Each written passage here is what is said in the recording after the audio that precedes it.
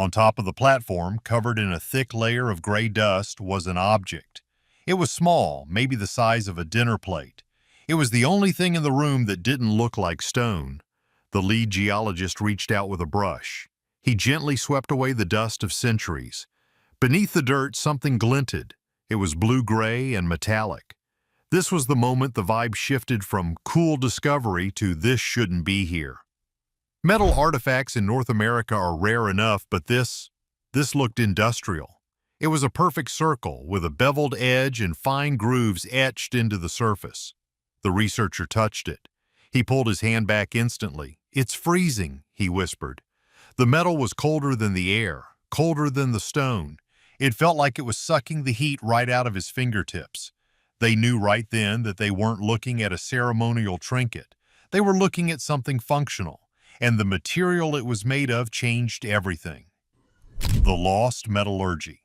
Let's pause for a second. To make metal, you need fire. You need heat. You need to melt rocks and separate the ore.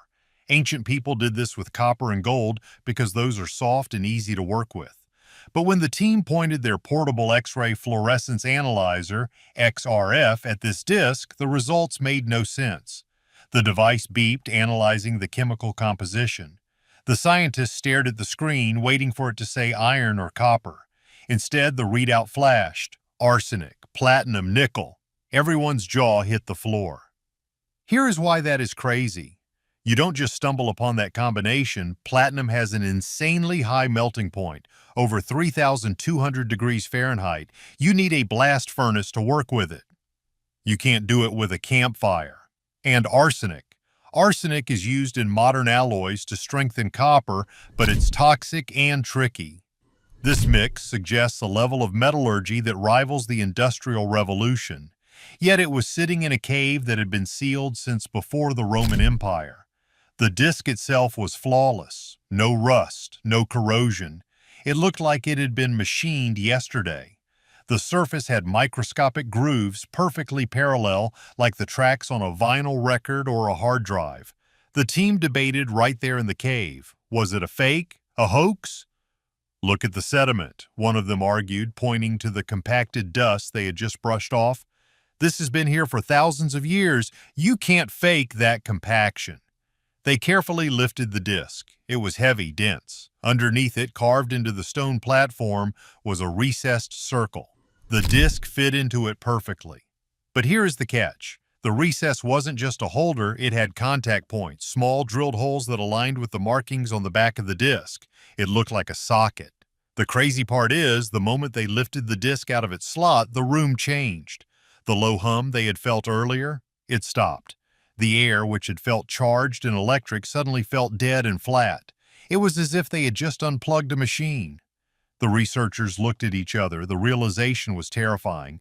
This wasn't a tomb, it wasn't a temple, it was a utility room, and they had just turned off the power. They quickly placed the disk back into the slot. The vibration returned instantly, vibrating through the soles of their boots. "This is active," the lead researcher whispered. "Whatever this is, it's still working." They started scrambling to document everything. Cameras were snapping, scanners were running. They focused on the ring of stones around the platform. They realized the stones were magnetic. Compass needles spun wildly when brought near them. These were lodestones, but shaped and placed to focus magnetic energy toward the center, toward the disk. Basically, the entire room was a generator. It was harvesting the natural magnetic fields of the Earth and funneling them into this platinum-arsenic alloy disk. For what purpose? That's when the guy with the UV light looked up at the ceiling again. "Hey!" he called out, his voice trembling. "You need to see this. The stars, they're moving." The ceiling was about to reveal a terrifying date. The star clock. Okay, the stars weren't actually moving, but the light was. As the hum in the room stabilized, the crystals embedded in the dome ceiling began to glow brighter. They were reacting to the magnetic field generated by the disk. It was a star map, but it wasn't a map of the sky we see today. Because of the Earth's wobble, the position of the stars changes over thousands of years. It's called precession. If you look at the sky tonight, the North Star is Polaris. But if you go back far enough, it was a different star. One of the researchers was an amateur astronomer.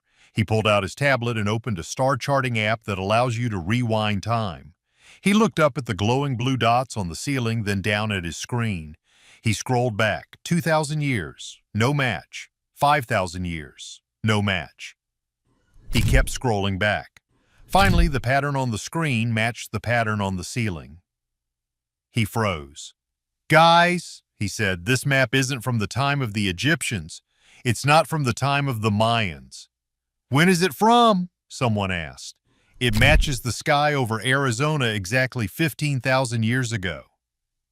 That date hit them like a physical blow. 15,000 years ago? That's the Ice Age. That's when humans were supposedly hunting mammoths with stone spears. They weren't building magnetic resonance chambers with platinum alloys. They weren't mapping the stars with mathematical precision. If this date was right, then everything we know about civilization in North America is wrong. So what do you think? Is the Grand Canyon hiding the ruins of a lost high-tech civilization? Or is this just another legend the government wants us to ignore? If that key really opens a vault from the Ice Age, maybe some doors are better left closed. Hit that like button if you want us to find more forbidden places, and subscribe so you don't miss the next discovery. See you on the next one.